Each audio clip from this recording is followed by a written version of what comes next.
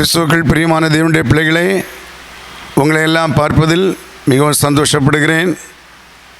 இந்த 2024 வருஷம் 9வது மாதம் செப்டம்பர் மாதம் முதல் நாளிலே நாம் வந்திருக்கிறோம்.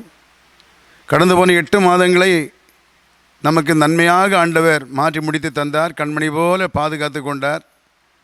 இந்த 9வது மாதத்தில் நாம் முதல் நாளிலே கால் வைத்திருக்கிறோம். இந்த மாதம் நமக்கு ஒரு ஆசீர்வாதமான மாதமாக கர்த்தர் மாற்றி தரப்போகிறார். இந்த மாதத்திற்கு கர்த்தர் நமக்கு கொடுக்கிறதான வாக்குத்தத்தம் என்னவென்றால், யாத்திராகம புஸ்தகம் 34 அதிகாரம் 24 வசனத்தில் உங்கள் எல்லைகளை விஸ்தாரமாக்குவேன் என்று கர்த்தர் சொல்லுகிறார்.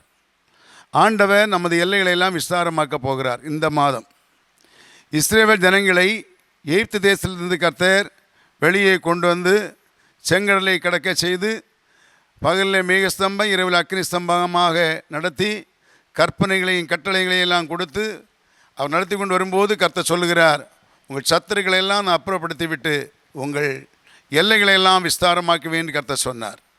இது இந்த மாதம் நமக்கு வாக்குத்தத்தமாக கொடுக்கப்படுகிறது. நமது எல்லைகளை கர்த்தர் விஸ்தாரமாக்குவார். அதை அப்படியே நீங்கள் பிடித்து விசுவாசித்து நீங்கள் ஜெபிங்க. நிச்சயமாகவே கர்த்தர் உங்கள் எல்லைகளை எல்லாம் ஆண்டவர் விஸ்தாரமாக்க போகிறார். எந்தெந்த காரியங்களில் நீ ஒடுங்கி போயிருக்கிறீங்களோ, எந்தெந்த காரியங்கள் நீங்கள் கவலைப்பட்டு நெருக்கமாக துன்பம் அனுபவித்து கொண்டிருக்கிறீர்களோ, அதையெல்லாம் கர்த்தர் மாற்றி ஒரு விசாலத்தில் நிச்சயமாகவே கர்த்தர் கொண்டு வருவார். தேவரீர் எங்களை சிறுமைப்படுத்தின நாட்களுக்கும் நாங்கள் துன்பத்தை கண்ட வருஷங்களுக்கும் சரியாக எங்களை மகிழ்ச்சியாக்கும் என்று சங்கீதம் 90:15 சொல்லப்பட்டது போல கர்த்தர் நமக்கு எல்லா நெருக்கத்தையும் கர்த்தர் மாற்றி விசாலப்படுத்துவார். அதாவது 118 சங்கீதம் 5 வசனத்தில் தாவீது ராஜா சொல்லுகிறார், நெருக்கத்திலிருந்து நான் கர்த்தரை நோக்கி கூப்பிட்டேன், கர்த்தர் என்னை கேட்டறிலை விசாலத்திலே வைத்தார் என்று. அதுபோல் தான் 4 சங்கீதம் 1 வசனத்திலும் என் நீதியின் தேவனே என்னை நெருக்கத்திலிருந்து விசாலமாக்கினீர் என்று சொல்லுகிறார். நம்முடைய வாழ்க்கையில் இருக்க எல்லா நெருக்கத்தையும் கர்த்தர் மாற்றிப்படுகிற ஒரு நாள் வரும். என்றைக்கு நான் நெருக்கமாக இருப்பதில்லை, யார் யார் நெருக்கப்படுகிறார்களோ, எந்தெந்த காரியங்கள் நெருக்கப்படுகிறார்களோ அந்தந்த காரியங்களில் நிச்சயமாக கர்த்தர் ஒரு விடுதலையை உங்களுக்கு தருவார் ஆண்டவர். யாபேசை பாருங்க, அவன் பலவிதமாக நெருக்கப்பட்டான். அவன் ஆண்டவரோடு ஜெபித்தான். 1 நாளாகமம் 4:10 வாசிக்கிறவர்கள் உங்களுக்கு தெரியும்.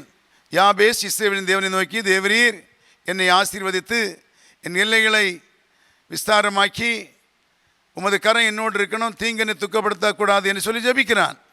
ஆனால் ஆண்டவர் அவன் ஜெபத்தை கேட்டார். அவன் துக்கத்தை எல்லாவற்றையும் மாற்றி நெருக்கத்தை எல்லாம் மாற்றி ஒரு விசாலமான இடத்திலே கொண்டு வந்தார். ஜெபிக்கும் போது கர்த்தர் நமக்கு எல்லா விசாலத்தையும் உண்டாக்குவார். இந்த நாட்களில் 2-3 காரியங்களை நான் உங்கள் மத்தியிலே சொல்ல விரும்புகிறேன். என்னவென்றால், ஒன்று, ஆண்டவர் நமக்கு நெருக்கத்தை எல்லாம் மாற்றுவதற்காக சொல்லுகிற வாக்குத்தத்தம் வசனங்கள் என்னவென்றால், அந்த யோபுவின் புஸ்தகம் 36:16 வாசிக்கும்போது, நெருக்கத்தினின்று விலக்கி ஒடுக்கமில்லாத விசாலத்திலே வைப்பார் என்று சொல்லப்பட்டிருக்கிறது. நெருக்கத்தை எல்லாம் மாற்றி ஒடுக்கத்திலிருந்து மாற்றி ஒரு விசாலத்தை கர்த்தர் உண்டு பண்ணுவாரா நமக்கு. எப்போதெல்லாம் நாம் ஜெபிக்கிறோமோ, ஜெபிக்கும் போதெல்லாம் கர்த்தர் நமக்கு விசாலத்தை உண்டாக்குவார். விசாலம் ஆக வேண்டும் என்றால் முதல்ல ஜெபிக்கணும். ஜெபத்தின் எல்லையை ஆண்டவர் விஸ்தாரமாகி தருவாராக. ஜெபத்தின் எல்லைகள் விஸ்தாரமாகட்டும். அதை நமக்கு ஆண்டவர் விரிவாக்கி தரட்டும். முதல்ல கொஞ்ச நேரம் ஜெபித்தோம் என்றால் இனி பல மணிக்கு நேரம் ஜெபிக்க நீங்கள் பிரயாசப்படுங்கள். வேதமும் அப்படி சொல்லுகிறது. எப்பொழுதும் ஜெபம் பண்ணுங்க, சோர்ந்து போகாமல் ஜெபம் பண்ணுங்க, இடைவிடாமல் ஜெபம் பண்ணுங்க, ஸ்தோத்திரத்துடன் ஜெபத்தில் விழித்திருங்கள் என்றெல்லாம் வேதம் சொல்லுகிறது. ஆகையினால தேவனுடைய பிள்ளையாகிய நாம் எல்லாரும் இந்த மாதம் ஜெபிப்பதற்காக நேரத்தை ஆயத்தப்படுத்திக் கொள்ளுங்கள். ஊக்கமாக ஜெபியுங்க. நிச்சயமாக கர்த்தர் உங்கள் தடைகளையும் எல்லா நெருக்கத்தையும் மாற்றி கர்த்தர் உங்களை விசாலத்திலே ஆண்டவர் உங்களை கொண்டு நிறுத்தப் போகிறார். 2வதாக என்னவென்றால், சங்கீதம் 31:8 வாசிக்கும் போது, சத்ருவின் கையில் என்னை ஒப்புக்கொடாமல் என் பாதங்களை விசாலத்திலே நிறுத்தினீர் என்று. நம்முடைய பாதங்களை கர்த்தர் விசாலத்திலே நிறுத்தப் போகிறார். இதுவரையிலும் குறுகின பாதையிலே போய் கொண்டிருந்தோம். இனி ஆண்ட விசாலமான பாதையை தரப்போகிறார். உங்கள் பாதங்களை, சுவிசேஷனுடைய பாதங்கள் மலைகள் மேல் எவ்வளவு அழகாக இருக்கிறது. உங்கள் சுவிசேஷ ஊழியத்தினுடைய எல்லைகளை ஆண்டு விஸ்தாரத்தை தந்து உங்கள் பாதைகளை எல்லாம் ஆண்டு விஸ்தாரமாக ஆண்டவர் மாற்றப் போகிறார்.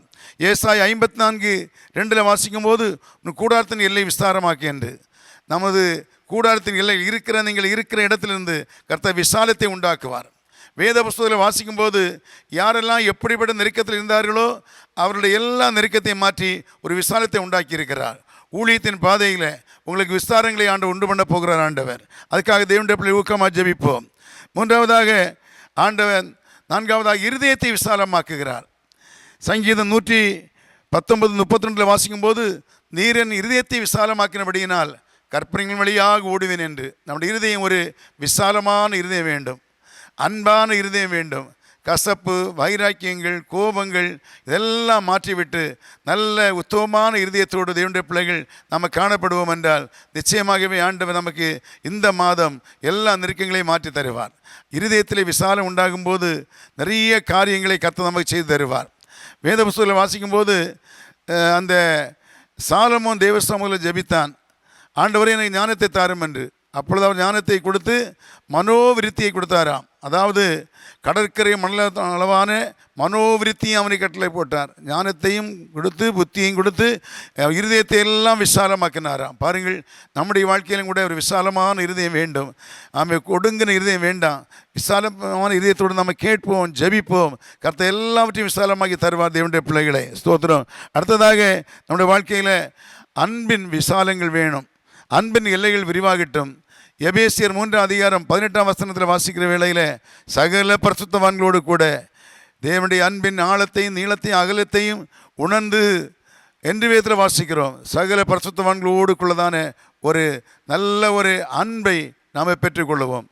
எல்லாரையும் மாறி மாறி நேசிப்போம், கனம் எண்ணுவோம், உண்மையாக அவர்களுக்காக ஜெபிப்போம். அப்படிப்பட்டதான ஒரு அந்த அன்பின் எல்லைகளெல்லாம் விரிவாகட்டும். ஆமை, விசுவாசிகளோடும் சரி, மற்ற ஊழியர்களுடன் சரி, அக்கம்பத்தில் இருக்க ஜனங்களோடும் சரி, நம்முடைய அன்பினால் நிறைந்து நம்மை பேசி நம்ம அன்பின் எல்லைகளை எல்லாம் விரிவாக்கி கொள்வோம். விசாலம் உண்டாகட்டும். பரிசுத்தத்தில் கூட விசாலம் உண்டாகணும். நமக்கு நல்ல பரிசுத்தம் வேணும். தேவனுடைய பிள்ளைகள் போகிற வருகிற இடங்கள் எல்லாவற்றிலும், நம்முடைய நடக்கைகள் செய்கள் எல்லாவற்றிலையும் ஒரு நல்ல ஒரு பரிசுத்தம் உண்டாகணும். பரிசுத்தத்தில் விசாலம் உண்டாகட்டும். அடுத்தது விசுவாசத்தில் நல்ல ஒரு விசாலத்தை அதாவது ஜபத்தை, அதாவது ஞானத்தை மட்டுமல்லாமல் அந்த இந்த விசுவாசத்தின் எல்லைகளை கூட கர்த்தர் விஸ்தாரமாய் தருவாராக. விசுவாச எல்லைகள் பெரிதாக பெரிதாக நம்முடைய காரியங்கள் எல்லாம் அப்படியே பெரிதாக மாறும். இயேசு சொன்னார், நீங்கள் எவைகளை கேட்பீர்களோ அவைகளை பெற்றுக்கொள்வோம் என்று விசுவாசியுங்கள், அப்பொழுது உங்களுக்கு கிடைக்கும். ஆகையினால நம்ம இருதயத்தில் எல்லாம் விசுவாசிப்போம். அது நமக்கு ஒரு பெரிய ஒரு ஆசீர்வாதமாக காணப்படும். ஸ்தோத்திரம். தேவனுடைய பிள்ளைகளே, இன்னும் வேதத்தில் வாசிக்கிற வேளையில், ஆமென், மீகா 7:11-12 வாசிக்கிற வேளையில் அங்கே என்னவென்றால், உன் மதில்கள் எடுப்பிக்கும் நாள் வருகிறது என்று சொல்லப்பட்டு அங்கே ஒரு விசாலம் உண்டாகிறது. ஜனங்கள் எல்லாம் கூடி வரப்போகிறார்கள் என்று.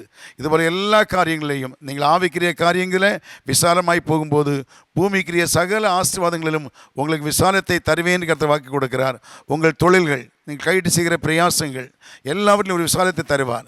எந்தெந்த காரியங்களை சோர்ந்து போய் இருக்கிறீங்களோ அந்த சோர்வுகளையெல்லாம் மாற்றி கர்த்தர் சொல்லுகிறார், மீன் பிடித்தவர்கள் மீன் இல்லாமல் அவங்க ஐயரே ராமனும் பிரயாசப்பட்டு ஒன்று அகப்படவில்லை என்று ஆண்டவருடைய வார்த்தையின்படி அவர் வலையை போட்டபோது மிகுதியான மீன்களை பிடித்தார்கள். உங்கள் தொழில் காரியங்கள், நீங்கள் கைட்டு செய்கிற வேலைகள் எல்லாவற்றிலையும் ஒரு விசாலத்தை கர்த்தர் நமக்கு தரப்போகிறார். ஸ்தோத்திரம். ஒரு விஸ்தாரங்களை உங்களை உண்டாக்க போகிறார். பல நெருக்கடிகள், பண நெருக்கடிகள், பண பற்றாக்குறைகள், தரித்திரங்கள், வறுமைகள், கஷ்டங்கள் எல்லாவற்றையும் நீக்கி கர்த்தர் விசாலத்திலே கொண்டு வந்து உங்களை மகிழ்ச்சி அடைய செய்ய போகிறார். நீங்கள் ஆண்டவரை ஆராதிக்கிறதில், கர்த்தரை துதிக்கிறதில், வேதம் வாசிக்கிறதில் எல்லாவற்றிலையும் தேவனுடைய பிள்ளைகள் உங்கள் எல்லைகளை விஸ்தாரமாக்குங்கள். நிச்சயமாகவே அப்போது சகலத்தையும் கர்த்தர் உங்களுக்கு தந்து உங்களை அதிகமாக ஆண்டவர் உங்களை ஆசீர்வதித்து மேன்மைப்படுத்துவார். விசுவாசிங்கள். இந்த மாதம் உங்களுக்கு எல்லைகளை எல்லாம் விஸ்தாரமாக்கி உங்களை மேன்மை அடைய செய்ய வேண்டிய மாதமாக கர்த்தர் மாற்றி தரப்போகிறார். ஜெபிப்போமா? ஹல்லேலூயா. நல்ல பிதாவே, எங்கள் மகிமையான ஆண்டவரே, உம்மை ஸ்தோத்திரம். இந்த 2024 வருஷம் 9வது மாதத்தை எங்களை காண செய்த கிருபைக்காக ஸ்தோத்திரம். ஆரம்பத்திலே வந்திருக்கிறோம்.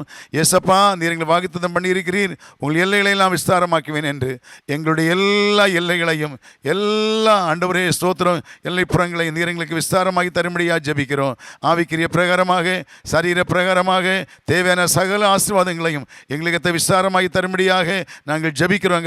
நெருக்கத்தை எல்லாம் மாற்றுங்க, உபத்திரத்தை எல்லாம் மாற்றுங்க, சோதனைகளை எல்லாம் மாற்றுங்க.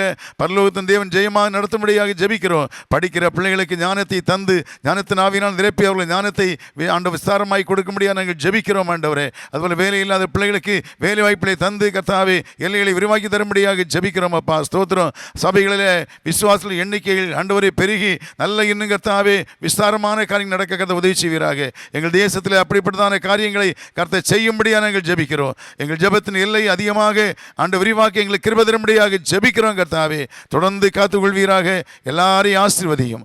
இயேசுவின் நாமத்தில் ஜெபிக்கிறோம் நல்ல பிதாவே. ஆமேன், ஆமேன். God bless you all. இந்த மாதம் அப்படியே கர்த்தர் செய்வாராக. ஆமேன்.